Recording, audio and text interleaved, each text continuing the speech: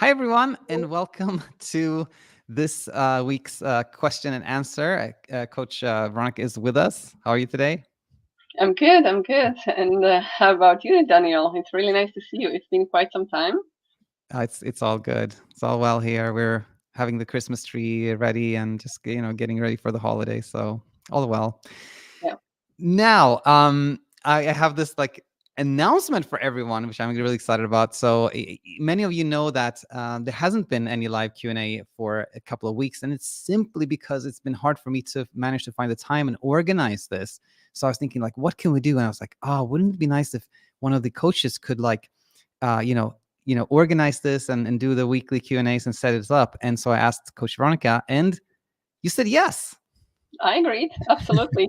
And I'm really looking forward to it because when I did the Q&As with you, I was always looking forward to it. And I believe this brings a lot of value to our community. And I'm really looking forward to all the comments and all the questions.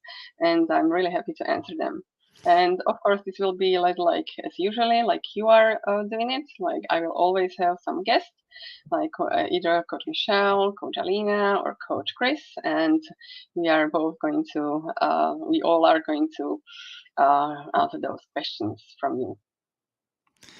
Yeah, it's going to be super nice. And I think, so this time, by the way, for people listening here, is going to be like the time you're going to do the lives. Yeah, Oh, exactly. no, it's not. Or Actually, going to do it earlier, right? yes, I'm sorry. Actually, it's going to be at 9 a.m. PST. So I hope you can make time to watch the lives. All right. Very well. So with that said, again, now officially, Coach Veronika is now the host of the weekly Q&A. So I'm going to leave it to you to take over from here. Okay, thank you, Daniel. And if you don't mind, I would like to start with one really nice message that I have got from a client on BedTyme, and I'll just read it, okay? And it says, when this all started back in July, one of the deepest cuts early on, my wife was sick and snoring a little bit. This was when I was still deep in Oz, with no idea what was happening to me. Normally, I could sleep through any sounds with no problem. This time, though, I ended up so hyper-focused on her snoring that it led to two back-to-back sleepless nights and what I would still consider the worst of it. Last night, she was a little sick again and snoring. See, we are talking now about December. This was in July. I almost left the bed, but told myself, remember, snoring doesn't cause insomnia. Sleep disruption, sure, but that's it. Before I knew, I had fallen asleep. So I was really glad to read this message, and this is like a proof how this philosophy works, how these simple truths um, like peaceful sleep is effortless. They just make the difference in people's lives. So this is just great. Yeah, no, it's so nice to hear this, and it's so wonderful to hear somebody who's like your client now use this terminology and these words that Mhm. we use, like that back Yeah, then I was in Oz, which is what we always talk about, and they know yeah, yeah, snoring can cause sleep disruption, sure, but mhm, not insomnia. Just having that deep knowledge and seeing how that just the understanding itself really mhm, leads to wonderful things. So mhm. really nice message. Yeah, absolutely. I have to say I really love working for bedtime, and because so often I get such nice messages, like how people appreciate this coaching, the teachings that come along in the app, and really when people they spend there some time learning, it really does make a difference in their lives and in their Absolutely. insomnia. Yes. And I have a first question from Sally. I think I can show it right. I click on plus and so, hi, I have a question, please. How does insomnia keep on going for so long? Say someone has had it for so many years. Surely the fear has to have gone, but the insomnia can stay. This scares me because. I worry the method won't keep working even though it's working for me so far. In times of doubt, this is a worry that creeps up. Thank you.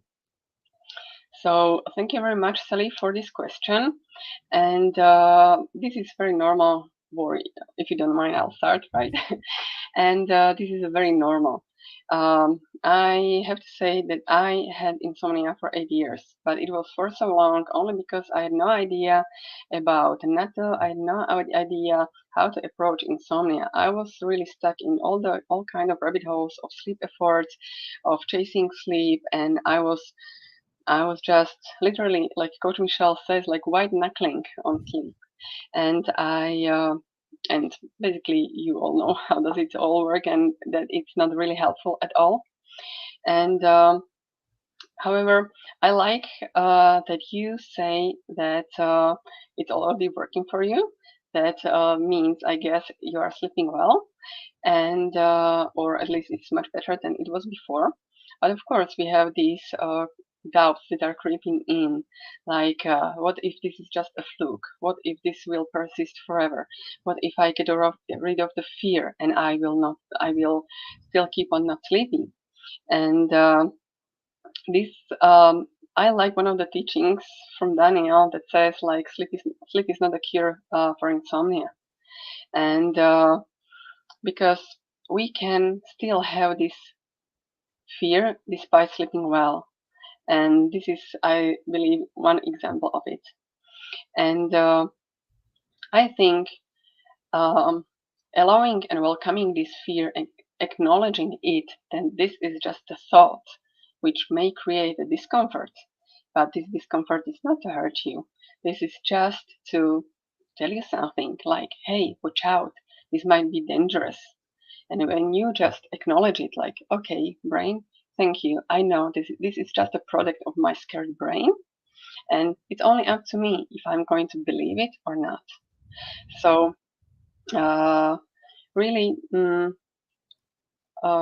believing that or knowing that we are not our thoughts, that we don't have to believe all our thoughts, especially when they are produced by our scared brain. This is what helps to overcome this fear and leads to peace and really nice sleep. Do you have anything to add, Daniel? Yeah, I didn't say anything. I was waiting for you because like, you're the host now. So, uh, Okay. yeah. Um, no, I very little to add. I think you sort of covered everything, but just to maybe clarify or add a little bit, like if this, if we would sort of like summarize, like what is Sally like really asking about is sort of like, what if I'm not afraid and I still have insomnia? Which of course can be like scary because the whole teaching is kind of like, when we're not scared anymore, there is no insomnia. And but what if it's still there? And it's to me, it's almost like it's impossible, because like by definition, like what we call insomnia is like it's kind of this ongoing struggle that happens when we have become scared of not sleeping. Mhm, And we can see how that can easily happen, because when we are scared, we naturally are more awake. That's just mhm, normal, right? When we're a mhm, little more vigilant. But if vigilance makes us scared, then we can see that it is a loop. Then we're like, oh no, I'm awake. That makes me scared. Oh, the fear makes me more awake. And then I mhm, become scared of that. And then we're in a loop. So I would say that by definition, insomnia cannot exist when we are no longer scared. mhm, Um that that with that said, of course, we can have nights when we're not sleeping so well or so much for other reasons. There can be mhm, sleep disruptions, but yeah, I would say, yeah, to answer Sally, I would say that, yeah, by definition, the way we look at insomnia cannot exist unless we are scared, mhm, particularly scared of not sleeping, right? Something like that, I mhm. would say. Yeah, absolutely. And maybe one thing that I would add, like maybe it's not your case, Sally, but people at the beginning of insomnia, they have many very strong symptoms and they are really really scared. But when they start to educate themselves, when they learn, and when they start to implement the teachings, then maybe the strong symptoms are gone, but they may feel calm. And then they wonder, why am I still not sleeping when I'm calm? And this can be a little bit tricky. And people, when they get really scared, like, oh no, there is something really wrong with me because I'm calm and I'm not sleeping. I want to reassure you, everybody, it's completely normal. It's just a part of the process of recovering from insomnia. One very nice point is that the hyperarousal is going down, and secondly, it's just because for such a long time you have been scared and you are not sleeping. So this is just still the conditioned response from your brain that is sending you still this little level of hyperarousal, and that's why there is still enough for you not to sleep. So don't freak out. It's okay. It's just an invitation to befriend wakefulness. Yeah, Agree? absolutely. I totally agree. And I just like Okay. I actually see that we have some more questions, but I guess my last thing before moving on from Mhm. Sally's question would be like she said, somebody had insomnia for many years. Surely the fear has to have gone, but Mhm. actually no. The fear is often reinforced in the struggle. So if somebody said that, I had insomnia for this many years, that means to me, yeah, there was fear there for that many years. It doesn't automatically go away Mhm. until we fully understand. That's all. Yeah. Mhm. Thank you. And I think we have I can show another question. This is a question from Marco. So, when do you know that you are cured from insomnia?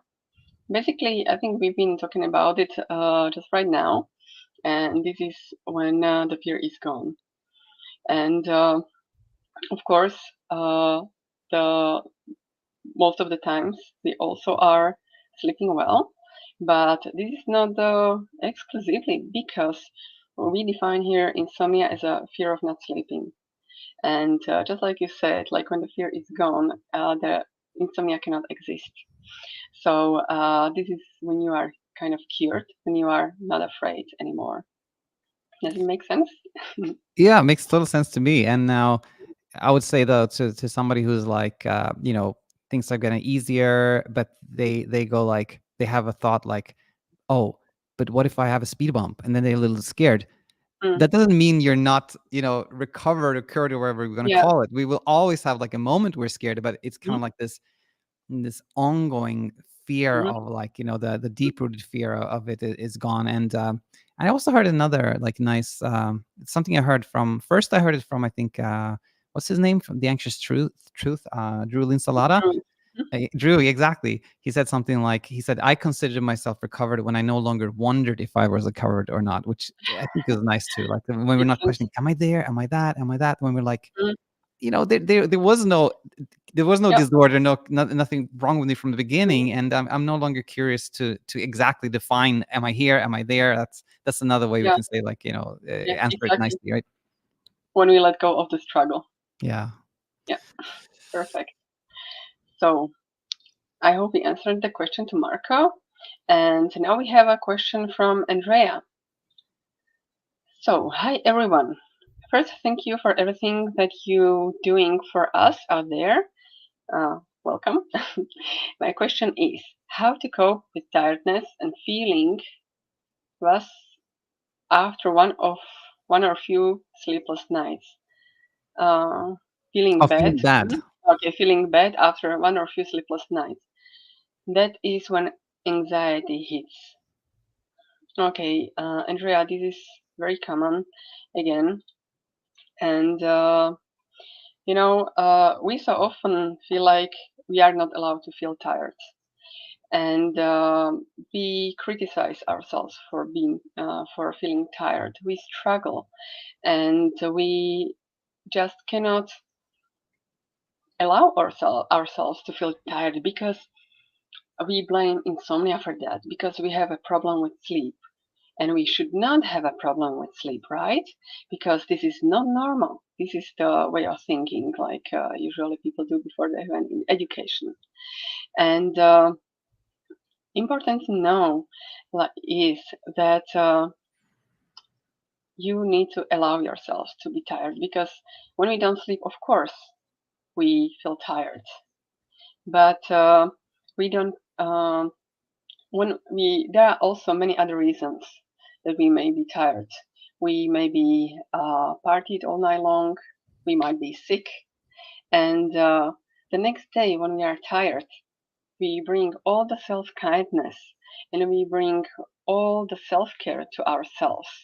So, if we could move this kind of a mindset uh, from around when we take care of ourselves when we are tired for any for us normal reason, I say in quote unquote, then to insomnia, then it would help a lot because we often criticize ourselves so much.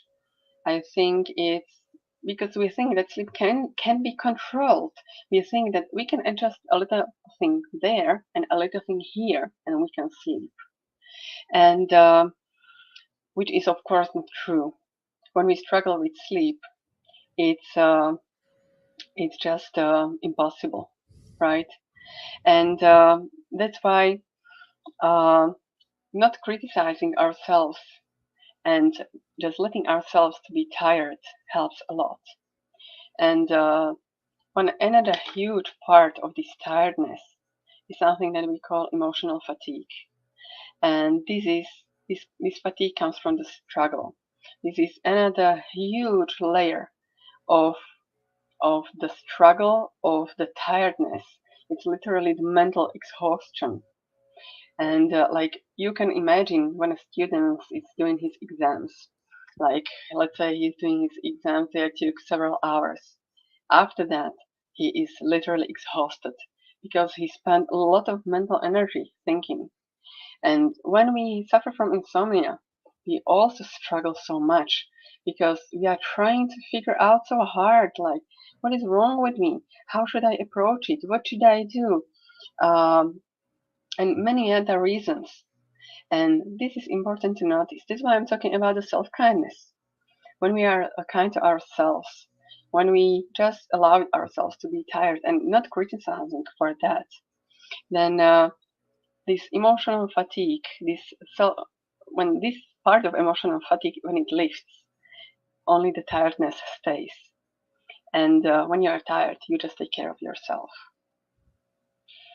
So how does it sound? It sounds great to me. And for Andrea, very recently actually made a video on this, which I call like the fear of the next day or something. Which I'll just summarize what I thought was kind of the highlight of that video was, to say that if you imagine like a random person, kind of the person you described, Veronica, like somebody who was out partying all night or something, a random person who was up most of the night, and you ask that person like, how do you feel today, the day after, that person will probably say, I feel tired, sleepy, a little bit hard focusing, right?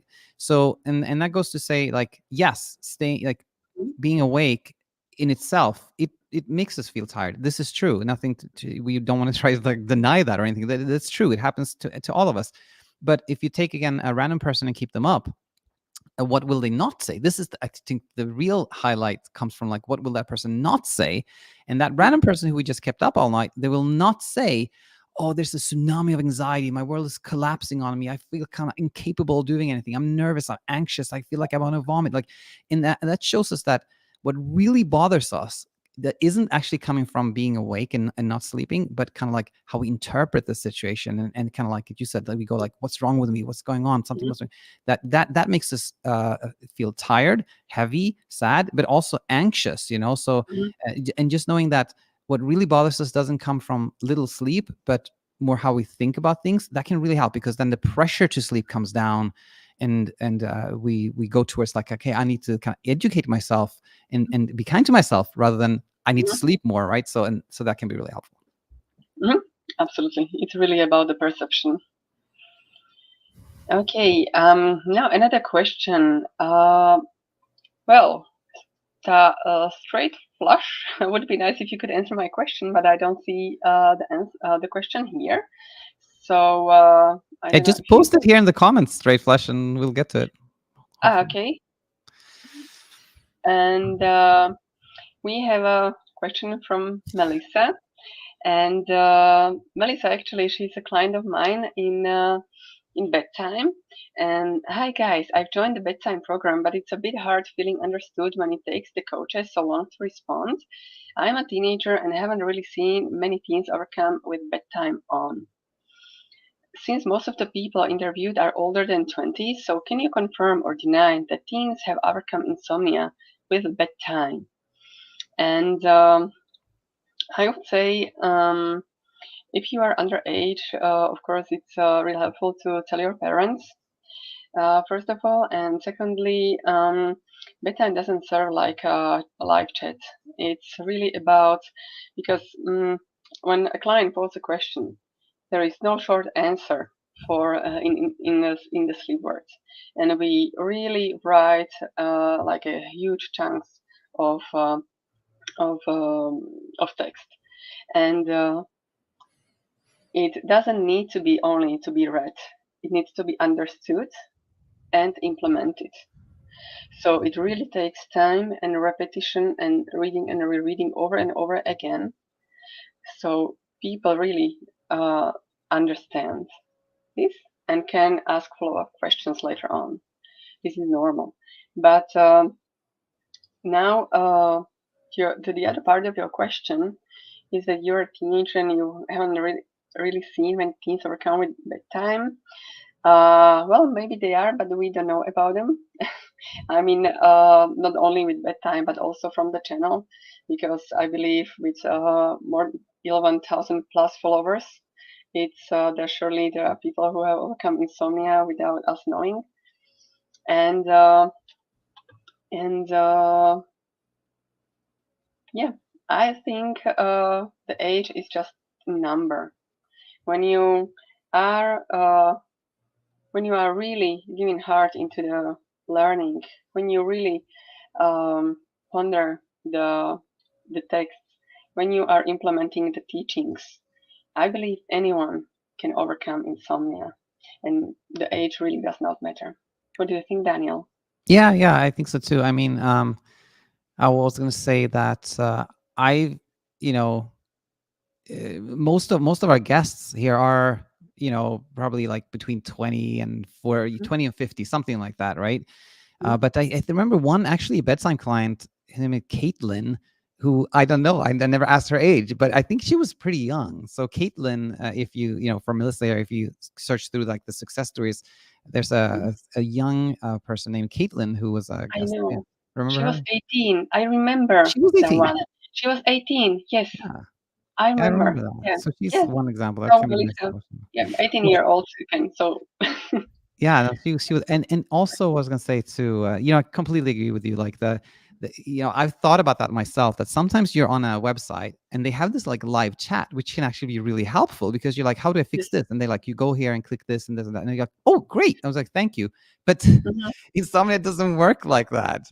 It I've thought about it myself. Like, could we have something? But of course not, because it's not about like do this, click here, and this will happen. It's about like doesn't. processing information, learning, self-exploration. Like it takes time, and just like Veronica, you and everyone else put so much love into the messages. So if you just reread them and contextualize them, it'll be really Mm, helpful. But then on the flip side of that, for Melissa and anybody else there, if you're mhm, on bedtime, you can go into like where it says settings, and there's this Ellie there, and that's our mhm, chat box, a chat mhm, bot who answers questions immediately. Now they're not like sleep coach human level quality, no, but they're like you can actually like prompt and probe and get some really nice. So mhm. if anybody wants like immediate answers, like talk to Ellie. Right. Okay. Do you think we do one last question? Oh, Okay. you're in charge, so you Yeah. decide. Okay. So I think we can answer the question from Straight Flush. For me, is insomnia feels so unhealthy, and I don't want to stress my body. I love being healthy. Even though you say insomnia does not cause any health risks, it still feel unhealthy. How to deal with? Yes, thank you for the question. And yeah, this was my really big concern for a very long time. Since I mentioned at the beginning, I suffered from insomnia for 8 years.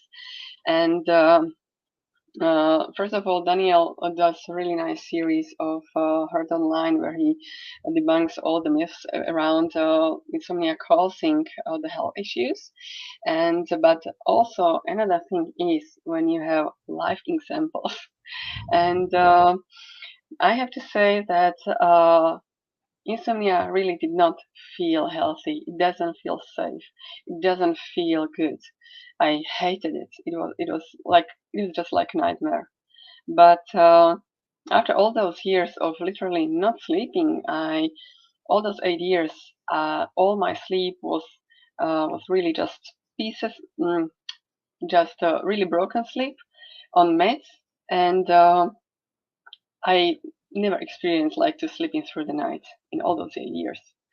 And despite that, happy, healthy, alive, and kicking. So I really don't see any negative side effects. And I think taking the positive examples and seeing what makes you good in your body is very helpful. And sleep is not the only pillar of healthy lifestyle. Take care of yourself in uh, take care of your body, like eating healthy, at least making smoothies, or just doing some sports, at least some yoga if like weightlifting is too hard for you, and maybe some meditating, like to take care of your mental side. And I believe that in this case, um, really, it will be also helpful that when you will take care of yourself in the other areas of your life, that your insomnia will come down from the pedestal, the sleep will come down from the pedestal, and it will eventually lead to your recovery. Any thoughts, Daniel? Yeah, that was really nicely said. And I had so my thought as I was hearing the question was the following. So it was sort of like, okay, well, maybe on an intellectual cognitive level, I understand what you're saying, that there hasn't been any evidence that shows that insomnia is bad for health. Okay, I get that, but it doesn't feel like it feels unhealthy to me. I have this like Mhm, it feels unhealthy, and to me that becomes then sort of like the teaching around all feelings. That when straight flush feels like this doesn't feel good to me, and I mhm, don't want to feel this way. How can I stop feeling this way? It becomes like the general teaching on all feelings. That is like, if we, feelings are just basically a way that our brains kind of communicating with us. Like, mhm, feel scared, we feel angry, and when we go like, oh no, I don't want to feel this way, it's as if mhm, kind of like we try to block this communication from the brain, and then brain's like, oh, you didn't want to hear this? Oh no, you're gonna hear this. I'm gonna amplify this. I'm gonna really make you hear this, right? So if we feel like I feel unhealthy, I know it's not unhealthy, but it feels unhealthy to me, and I don't want to feel this way, then it becomes the situation where the more we try to not feel that it is mhm, unhealthy, the more we feel that it is unhealthy. So it becomes again a teaching around like, okay, you have this sense, this feeling that it is unhealthy. It's okay to feel like that. It's like it's perfectly healthy to have a feeling that something isn't healthy, right? It's mhm, completely fine, and be kind to mhm, yourself. Find kind of like, if you can find like, a willingness to mhm, feel that, then mhm. the feeling will actually fade away and become fleeting, Yeah, like all feelings, right? Something like that. yeah, exactly. And maybe I'll add just a simple example. Junk food is not healthy, and still people eat it. Also, other thing, people are smoking. This is not healthy, but they don't struggle with it. They don't feel like, oh, this is Mhm. unhealthy, and I shouldn't be doing it. Or maybe they do, but they are completely okay with that. You know what I mean? Yeah, yeah. You make the point. We can do something that is actually has been shown in some cases to not be healthy, Yeah, but we don't feel unhealthy about it, right? So yeah, it's again like, exactly. it's how we think about it that really matters, and how much we feel, how we feel. Yeah, Doesn't create this unhealthy feeling, exactly right. Good point. despite it really is unhealthy. Yeah, exactly. Yeah, so it's again like we talked about. It's about the perception. Yeah. Okay, so I think we can conclude here, and I thank you very much, Daniel, for giving me this opportunity to lead the Q&As. I'm really, again, really looking forward to it, and I'm also looking forward to all of you when I will see you next time. and every single week on Wednesdays at 9 a.m. Bye bye. Thanks for having you. Bye bye.